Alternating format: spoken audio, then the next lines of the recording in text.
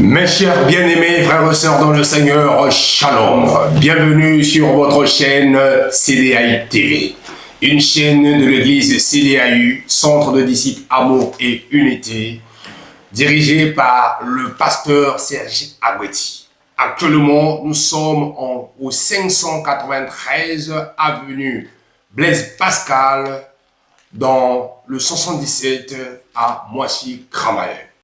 Alors, si vous êtes de la ville de Moissy ou encore de Lieu-Saint, n'hésitez pas à venir participer des moments agréables avec nous chaque dimanche à partir de 13h jusqu'à 15h45 pour être béni et enseigné dans sa totalité. Alors aujourd'hui, nous sommes dans votre mission Parle en Christ. Il est écrit que l'homme ne vivra pas du pain seulement, mais de toute parole qui sort de la bouche de l'Éternel. Cette parole qui s'est faite chair, et c'est à la personne de Jésus-Christ que nous allons parler en ce jour. Et pour cela, je ne suis pas seul. J'ai avec moi à la gauche, à la droite de votre écran, le pasteur Serge Agoueti. Cela veut dire que le visionnaire de cette église CDAU.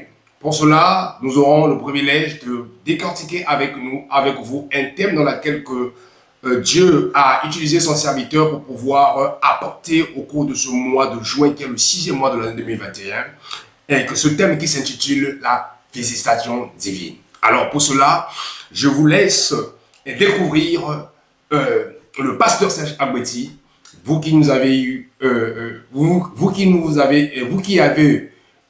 le temps de pouvoir partager avec nous, ce moment d'édification. Alors, shalom, mon cher pasteur. Shalom, shalom, mon évangile. Comment vous allez? Très, très bien, par la grâce de Dieu. Toujours aussi beau.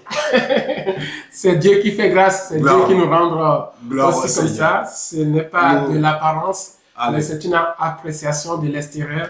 Comme toi-même, tu le sais, hein, Jésus-Christ, il n'avait l'air de rien, mais on le disait que c'était un homme beau. Gloire au Seigneur, parce que nous servons un Dieu excellent, amen. Parce que son nom est excellent. Amen. Alors, nous sommes dans notre mission Parle en Christ. Amen. Alors, aujourd'hui, nous allons décortiquer un thème, la visitation divine. Alors, pour nous, téléspectateurs, qu'est-ce qu'ils doivent s'attendre au cours de cette soirée, ou peu importe l'heure à laquelle ils vont nous suivre? En tout cas, soyez bénis. Je suis le pasteur Serge Agoueti. Un privilège encore pour moi de me présenter devant vous et de partager ce moment intense, ces moments vraiment voulus par le Seigneur. Vous qui avez l'habitude de nous suivre, je vous dis qu'avant la fin de ce temps, vous serez bénis, votre vie sera transformée. Je crois que le Dieu que nous servons, il visite son peuple. C'est vrai, je préfère la visitation de Dieu que la visitation d'un homme qui ne peut rien changer dans ma vie, mais je sais que si je marche avec ce Dieu-là, il finit par se révéler à moi. Et la révélation, ce n'est que la visitation divine. Que Dieu vous bénisse là où vous êtes et on continue l'émission. Gloire au Seigneur. On continue l'émission. Donc, la Bible déclare que la foi vient de ce qu'on entend et ce qu'on entend vient de la parole de Christ. Donc, au cours de cette émission, c'est pour pouvoir vous enseigner la parole de Dieu pour que vous puissiez alimenter votre homme intérieur, parce que la foi doit être alimentée au travers de sa parole. Alors, le pasteur Serge, nous constatons dans ce chapitre, en fait, dans ce thème du mois, nous avons la visitation divine. Nous avons deux mots. Nous avons la visitation et nous avons divine. Alors, qu'est-ce que cela veut dire? Alors, simplement, mon cher évangéliste, il faut savoir que dans la vie, il y a deux choses qui nous arrivent. Amen. Ce qu'on appelle la visitation. D'abord, la visitation dans la vie, il faut savoir que certainement un jour, vous serez visité par quelqu'un. Voilà. Et il y a deux choses qui nous gouvernent, qu'on appelle l'esprit. Et dans l'esprit, il faut faire attention. Parce qu'il y a esprit dans esprit. Soit c'est l'esprit mauvais, soit c'est l'esprit de Dieu. Amen. Amen. Si c'est l'esprit mauvais, bien aimé, c'est encore autre chose. Si c'est l'esprit de Dieu, c'est encore autre chose. C'est pour cela que j'ai intitulé ce thème la visitation divine. Donc, ce qui veut dire que c'est Dieu lui-même qui te visite. Parce qu'il n'y a pas que Dieu qui visite. Le diable aussi peut visiter. L'ennemi peut aussi visiter. Les esprits peuvent aussi nous visiter. Mais dans les esprits, on ne parle pas, on ne peut pas présenter le Saint-Esprit comme les esprits. Là où on parle des esprits, il faut savoir qu'on parle des esprits mauvais ou des esprits méchants. Nous avons un seul esprit, comme la Bible nous dit qu'il y a un seul baptême, un seul esprit, un seul Dieu, un seul Seigneur. Donc, on ne peut pas mentionner le Saint-Esprit au pluriel. Dès qu'on mentionne le Saint-Esprit au pluriel, alors c'est les démons. Le Saint-Esprit est singulier parce qu'on n'a pas plusieurs dieux. Lorsqu'on parle des dieux, donc c'est les démons, c'est l'idolâtrie totale. Mais lorsqu'on parle d'un seul Dieu, alors ce n'est plus des démons, c'est le Créateur. C'est pour cela que ce thème a été intitulé Visitation, pas n'importe quelle visitation divine. Visitation divine. Donc cela veut dire que la personne peut être visitée au fait par une mauvaise visitation qui est une visitation démoniaque. Exactement. Quand on parle de la divine, donc c'est la divinité. Exactement. Alors, pour cela, comment s'attendre à une visitation divine? Alors, c'est simple, parce qu'il faut déjà être en Dieu. Parce que celui qui n'est pas en Dieu ne peut pas attendre de lui. Donc, nous attendons de lui. Du moment où Dieu, nous acceptons Jésus-Christ et que nous commençons à marcher avec lui, arrivé à un moment dans notre vie, il se révèle à nous. Il va se révéler d'une manière extraordinaire. Et tout à l'heure, nous allons rentrer dans la définition de la visitation. Il va se révéler. Bon, donc, premièrement, il faut connaître ce Dieu-là. Si tu ne le connais pas, oui, il peut se révéler à toi dans le but de le connaître. Comme il a fait pour Pharaon, il s'est révélé à Pharaon dans le but que Pharaon puisse le connaître, et puisse le craindre, et puisse faire ce qu'il doit faire. Et Dieu aussi peut se révéler à nous pendant que nous le servons. Arrivé un moment, il peut dire, je me révèle à toi que je suis celui qui guérit. Amen. Ça, c'est une visitation. Donc, ce qui veut dire que tu es en train de prier le Seigneur, comme Job, il traversait une situation, mais Dieu va se révéler à lui que je suis celui qui restaure. Et Dieu, maintenant, arrivé un moment, va faire ce travail de restauration en tant que celui qui restaure. Il va se révéler à Abraham pour dire, je suis celui qui bénit, je suis celui qui change. Donc Dieu, arrivé à un moment, va se révéler pour dire que je suis celui. Et il s'est révélé aussi à Jacob. Tout ça là, d'abord, il faut le connaître. Il faut savoir qui est ce Dieu-là et commencer à marcher avec lui. C'est alors qu'il se révèle à toi dans un domaine précis que tu es en train d'attendre de lui. Gloire au Seigneur. Le Seigneur a dit dans sa parole que si vous me cherchez de tout votre cœur, je me le serai trouvé par vous, dit le Seigneur.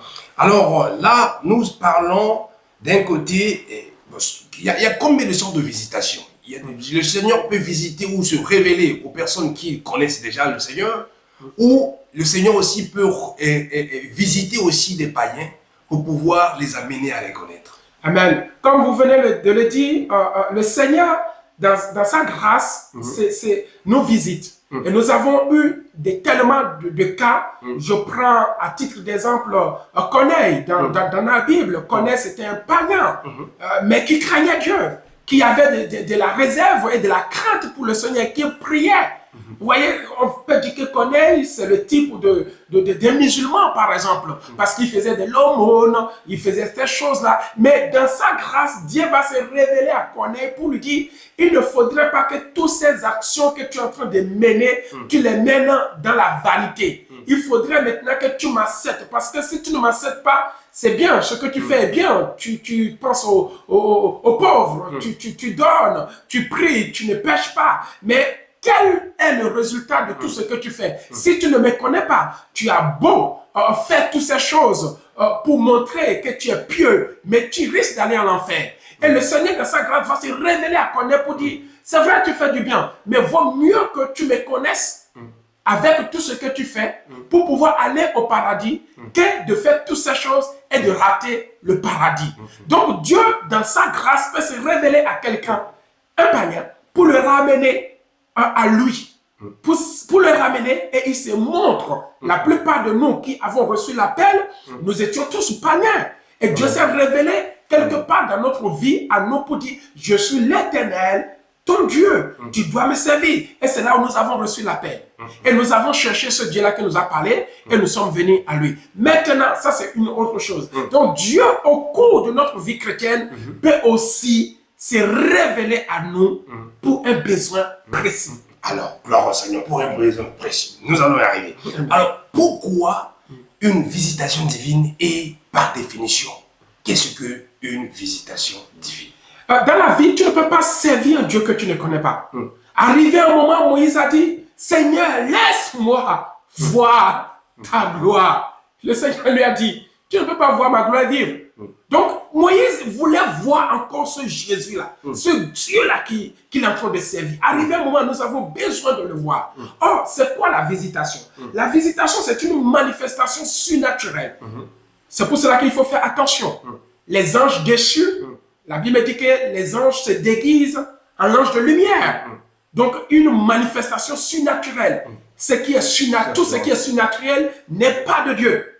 Faites attention, ce n'est pas parce que la chose est surnaturelle que certainement ça vient de Dieu. Les démons peuvent se manifester d'une manière surnaturelle, c'est-à-dire hors de notre nature. Ce que moi je ne peux pas faire, les démons le font. C'est ça qui est le surnaturel. Ce qui est le surnaturel vient de au-delà du naturel. Donc, le au-delà du naturel, il n'y a que les démons, il n'y a que Dieu qui peut le faire. Amen.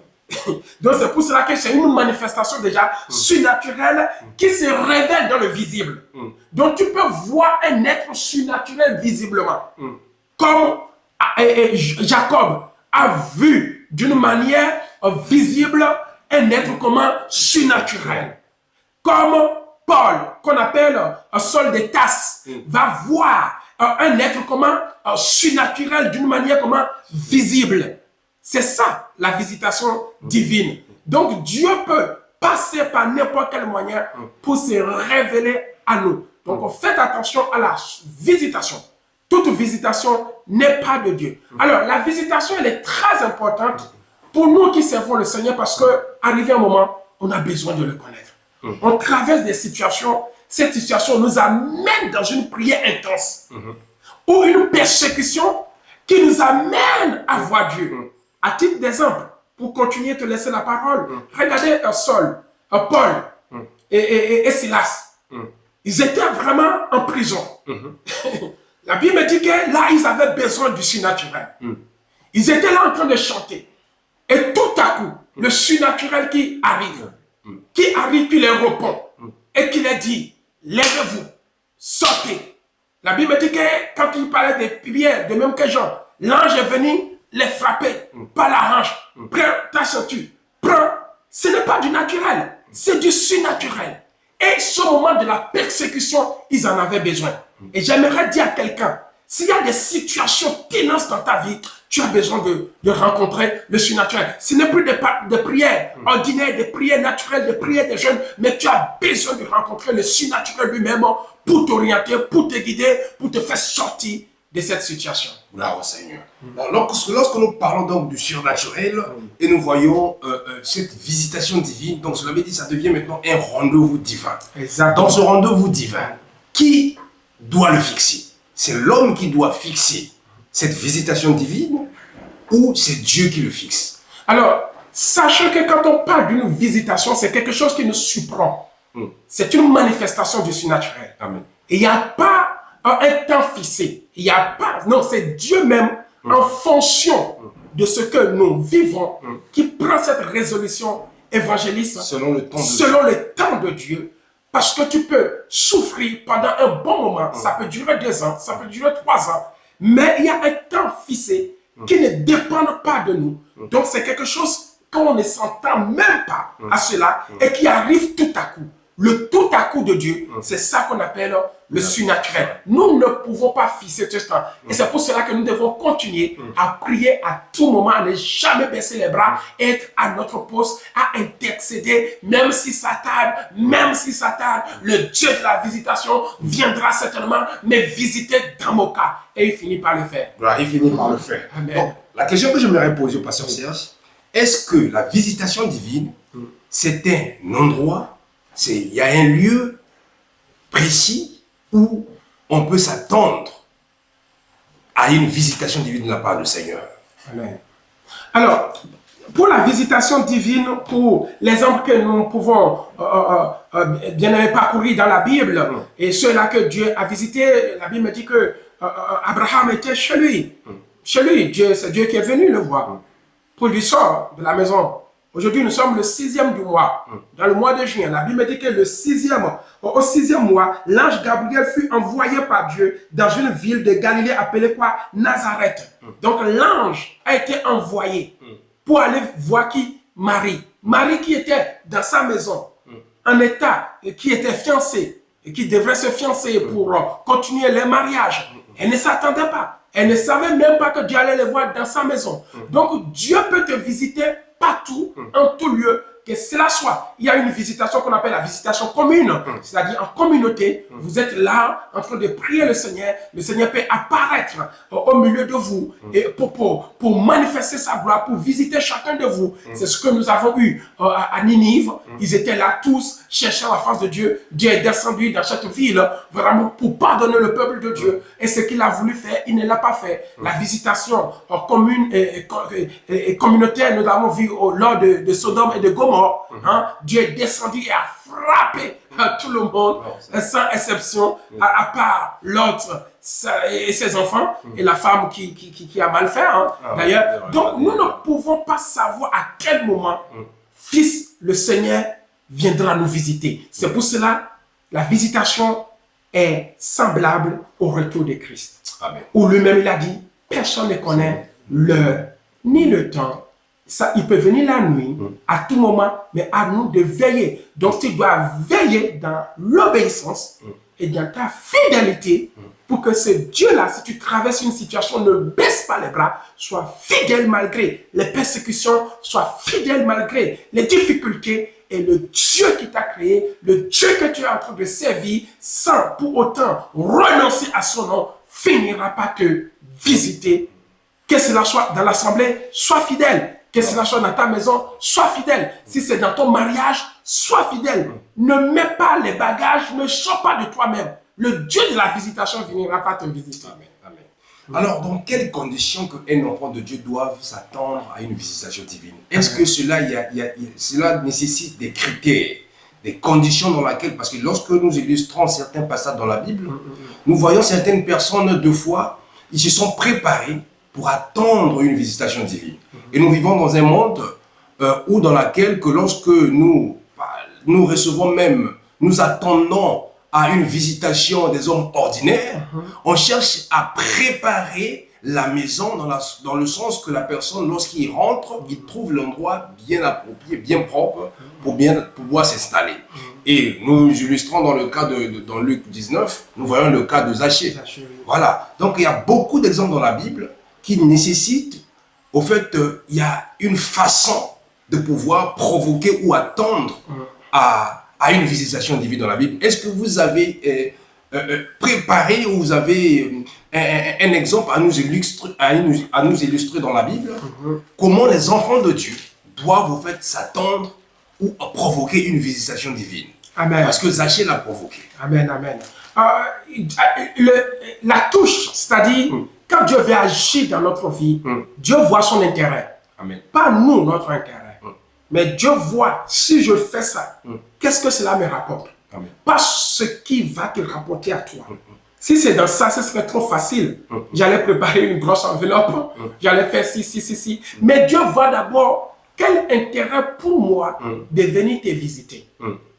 Et il le voyait dans la vie d'Abraham. Quel intérêt pour Dieu de venir visiter Abraham?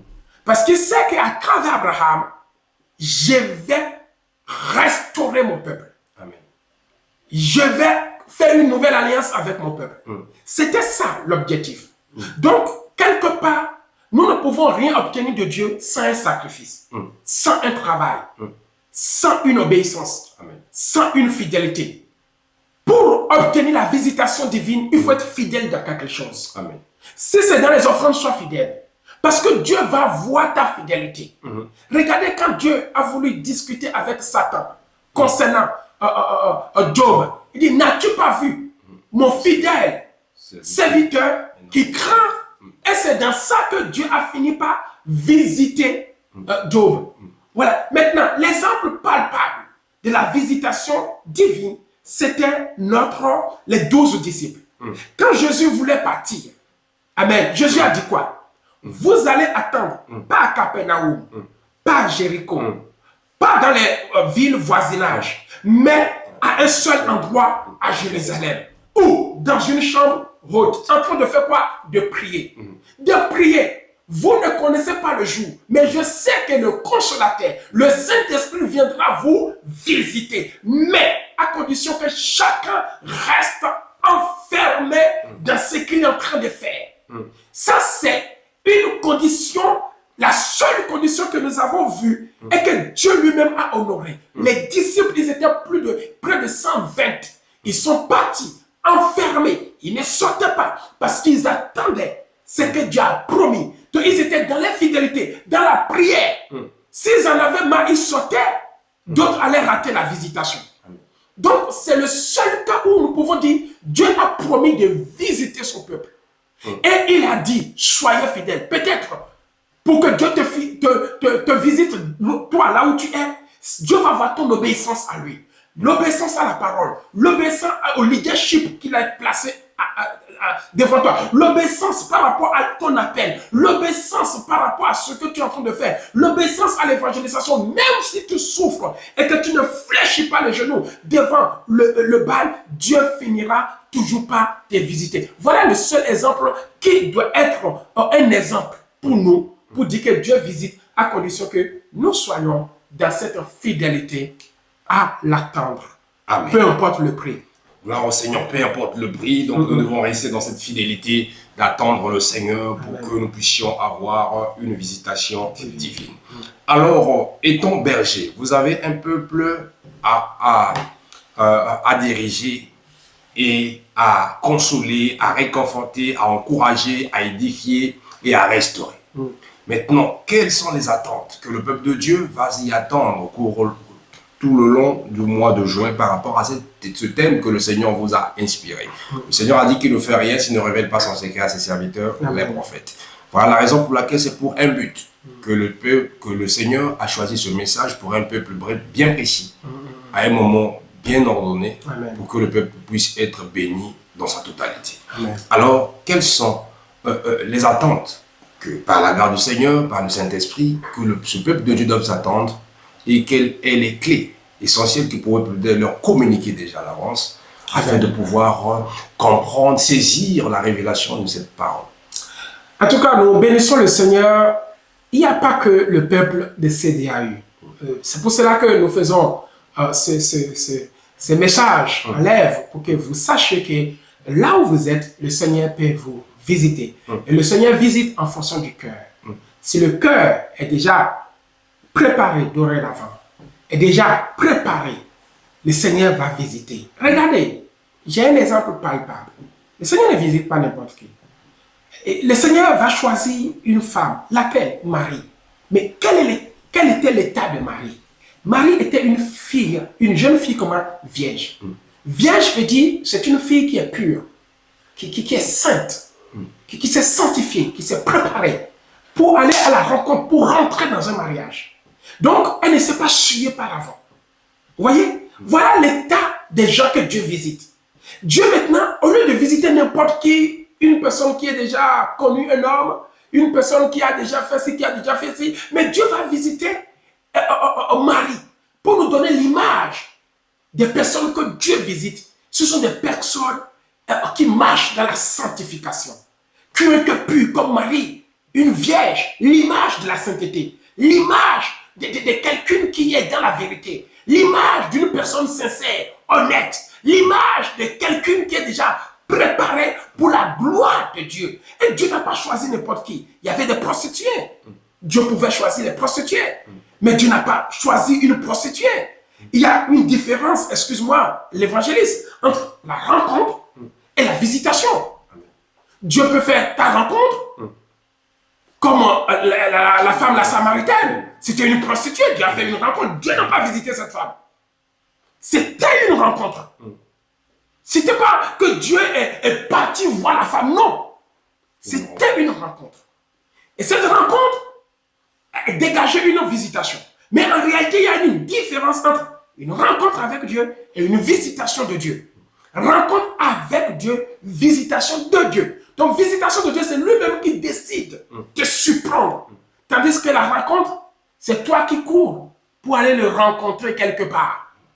Amen. Donc, voilà le tas de cœurs honnêtes, de cœurs purs, de cœurs vrais, de cœurs comme une image, comme une femme vierge. Nous devons être vierges, sans souillure, rien de semblable, pour que Dieu, dans sa grâce, vienne nous visiter. Voilà le peuple qui doit être préparé pour espérer la visitation du Seigneur. Gloire au Seigneur.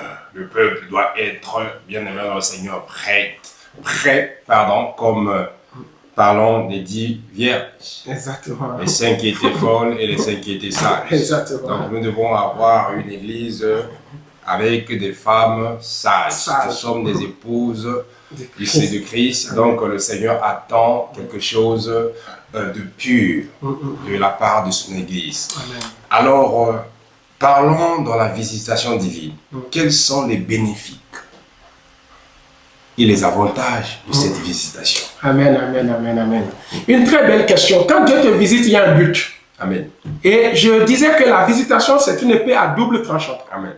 Donc, Dieu peut te visiter pour que tu rentres dans sa providence. C'est-à-dire, il te bénit, il te lève, il te rend prospère, tu vas de gloire en gloire. Et quand Dieu te visite, il te donne des dons, des miracles s'opèrent en ton nom. On ne te reconnaît plus parce qu'il a dit que du fumier, il retire l'indigent. Allez, du pauvre, il sort le pauvre de la poussière et le fait asseoir à la table des grands. Ça, c'est une visitation qui amène à la bénédiction, l'évangéliste, qui amène à l'élévation, qui amène à la restauration, à la gloire, à l'élévation. Personne ne peut t'arrêter. Comme c'était le cas d'Abraham, c'était une visitation qui a permis à Abraham de rentrer dans la providence de Dieu, de rentrer dans le côté bénédiction, prospérité. Qui fut béni comme Abraham dans la Bible? Personne. Alléluia. C'était une visitation qu'on appelle dans l'abondance. Mais aussi un autre côté de la visitation, c'est ce qu'on appelle l'autre côté, qui est le double épée. C'est la visitation comme un jugement. Dieu peut te visiter pour te dire, maintenant, tu arrêtes. Comme le cas de Saul, de Tarse, qui était en train de persécuter le corps de Christ. Et Dieu l'a visité. Il ne s'attendait pas. Ce n'était pas une rencontre. Dieu l'a visité sur le chemin de Damas et lui a dit, Saul, pourquoi me persécutes-tu? Cette visitation, ce n'était pas pour l'abondance, mais c'est pour dire à Saul de Tarse, tu arrêtes de faire le mal. Donc, il y a des gens, Dieu les visite rien que pour apporter son jugement. Et Dieu leur dit, si tu n'arrêtes pas, c'est toi qui vas mourir. Je prends le cas de Pharaon. Dieu a visité Pharaon pour lui dire, si tu n'arrêtes pas, si tu ne libères pas mon peuple, je vais tuer tous les premiers-nés. Ce qui était le cas. Il y a tellement d'exemples que la visitation de Dieu est là pour nous juger, pour nous dire stop, que si on ne sait pas faire, on va perdre notre âme. Et cette visitation nous ramène à la raison et ça nous empêche maintenant de perdre notre vie comme Ninive. Dieu, pour visiter, dit, Ninive, si vous ne vous repentez pas, je vais vous détruire. Dieu devrait visiter Sodome et Gomorrhe parce que leur péché est tellement accru et l'odeur du péché montait à Dieu. Dieu ne pouvait plus et Dieu est descendu par son feu et a visité Ninive. Les gens étaient exterminés, le pays était brûlé. Il y a des visitations comme ça où Dieu n'a pas froid aux yeux. Il te détruit parce que tu en as trop fait. Tu as trop versé le sang. Tu continues toujours dans le péché et ne sachant plus quoi faire, il t'alerte par sa propre visitation. Il te dit arrête de faire ce que tu es en train de faire et sachez que je suis l'Éternel. Gloire au Seigneur. Donc nous avons retenu qu'il y a deux façons d'être visité par le Seigneur. Amen. Il y a une façon, la première façon, ça peut être, le Seigneur peut te bénir, te combler de tout ce que tu attends de lui. Alléluia. Et d'une autre façon que le Seigneur peut te ramener à pouvoir se repentir, à abandonner le mauvais chemin et de suivre le chemin qui est la vie. Amen. Alors vraiment nous avons été bénis par ce thème, la visitation divine. Donc si vous voulez comprendre en fait la profondeur de ce thème, donc n'hésitez pas à venir ici à l'église CDAU, Centre de Disciples Amour et Unité, chaque dimanche pendant tout le mois de juin. Nous aurons le privilège de pouvoir être enseignés par ce message, par ce thème, la visitation divine. Je crois que tu seras édifié et restauré au travers de la parole du Seigneur, parce que lorsque Dieu envoie sa parole ne rentre jamais à lui sans avoir accompli le don qu'il a été envoyé. Donc, si tu as entendu sa voix ce soir ou encore ce matin, peu importe l'heure à laquelle que tu vas nous suivre, donc ne suscite pas ton cœur. Le temps est arrivé de pouvoir faire un examen de conscience et de comprendre là où nous avons mal marché, de revenir au Seigneur parce que le Seigneur veut nous visiter. Alors, le mot de la fin, mon cher pasteur. Amen, amen. En tout cas, que le Seigneur vous bénisse abondamment, abondamment. Ce que j'aimerais dire à quelqu'un, tu dois persévérer dans ta foi. Il y a un jour, il y a un moment, le Seigneur va te visiter. Et quand Dieu te visite, ta vie change. Il change ton identité. Il change tout le cours de ta vie. Il y a des situations que tu traverses. Ces situations ne sont que dans ta vie, ne sont qu'arrivées dans ta vie pour que Dieu puisse te visiter. Regardez le cas de Daniel. Daniel a vécu des situations. Et tout ce que Daniel a vécu, c'est pour que Dieu le visite. On le jette dans la fosse au lion, Dieu était présent. Regardez Abednego, Shadrach. Ils étaient dans une situation. Or, ce que Nebuchadnezzar faisait sans savoir que cela allait amener la visitation de Dieu dans leur vie. Amen. Or, la persécution de Nebuchadnezzar contre ces trois Hébreux, c'était pour que les Hébreux soient visités par le Seigneur. On les jeta dans le feu et voici une quatrième personne, à la personne de Jésus, qui apparut à ses trois frères dans le feu. Mais s'ils n'avaient pas accepté cette persécution, ils n'allaient jamais voir cette troisième personne de leur vie. Regardez Jean, l'apôtre Paul, qui a été brûlé à combien de degrés? 4e degré pendant 48 heures par l'huile et se retrouve dans l'île de Patmos. Bien-aimé, c'est cette persécution qui a permis à l'apôtre Jean de pouvoir encore parler et d'avoir toutes les révélations venant du Seigneur. Il y a des persécutions dans ta vie qui ne sont que là, rien que pour, à la fin des comptes, pour que Dieu te visite. Alors tu dois continuer, ne baisse pas les bras, même si on te jette dans le feu, sache que dans le feu, Dieu est là. Même si on te fait sortir de la maison, ce n'est pas pour une raison, même si tu entends des choses de l'église, les pasteurs, des pasteurs, ce n'est pas une raison. Il y a un reste qui ne sera jamais perdu. Mais tu fais partie de ces restes. Persévère dans la foi. Dieu finit à cause des douleurs que tu vives aujourd'hui, que Dieu se révèle à toi. Regardez Anne dans la Bible. Bien-aimé, la haine de Pénina dans la vie d'Anne, ça a permis à Anne de rencontrer le surnaturel qui a comblé, bien-aimé, ses douleurs en de joie. Et je prie pour toi que tu prends courage, garde courage, persévère. La vie chrétienne, ce n'est pas tout le temps le bonheur. Il y a des moments aussi où nous passons rien que pour voir Dieu. Il y a Dieu au bout de ta situation. Il y a Dieu au bout de ta souffrance, de ta persécution. Dieu t'attend de l'autre côté. De l'autre côté, n'est-ce pas? Il nous a dit que nous n'allons pas chavirer. Nous allons aller de l'autre côté. Oh, de l'autre côté qui nous attend, c'est Dieu. C'est Dieu. Si tu pouvais savoir que dans ce que tu traverses, il y a Dieu qui t'attend. Mon frère, tu n'abandonneras pas. Tu n'abandonneras pas. Tu pouvais continuer pour dire la fin d'une chose vaut mieux que son commencement. Tant que je n'ai pas vu la fin de ma souffrance, je n'abandonnerai pas. Tant que je n'ai pas vu la fin de ma douleur, je n'abandonnerai pas. Tant que je n'ai pas vu la fin de cette persécution, de cette maladie, je n'abandonnerai pas. Parce que la fin, il s'appelle Oméga. Il t'attend à la fin. Il ne t'attend pas au milieu, ni au début, mais il t'attend jusqu'où iras-tu dans cette persécution, dans cette douleur. Je t'attends, je t'attends, je t'attends. Laisse-moi te dire, Dieu visite toujours lorsque le cas devient pire et catastrophe. Que Dieu vous bénisse. Persévérez dans votre foi et à très bientôt par la grâce de Dieu. Gloire au Seigneur. Dieu m'a dit que mon Rédempteur est vivant, se leverait le dernier sur la terre. Voilà la raison pour laquelle persévère, comme m'a dit le pasteur Serge. Voilà pourquoi Dieu a fini par dire que mon oreille avait entendu parler de toi, mais aujourd'hui mon œil t'a vu. Amen. Toi aussi, crois, tu verras la gloire de Dieu. Alors soyez bénis et restez toujours branchés, connectés sur votre chaîne CDAU TV afin de pouvoir être toujours édifiés, enseignés, encouragés, restaurés et boostés par la foi au travers de ces enseignements et de ces exhortations que l'homme de Dieu vous apporte pour pouvoir vous bénir au quotidien. Que Dieu vous bénisse. Que Dieu te bénisse, mon cher évangéliste. Merci, mon cher Et pasteur. on se dit à la prochaine. À tout moment. À tout moment. Par la grâce de Dieu. Soyez bénis. Et vous de même, soyez bénis. À très bientôt.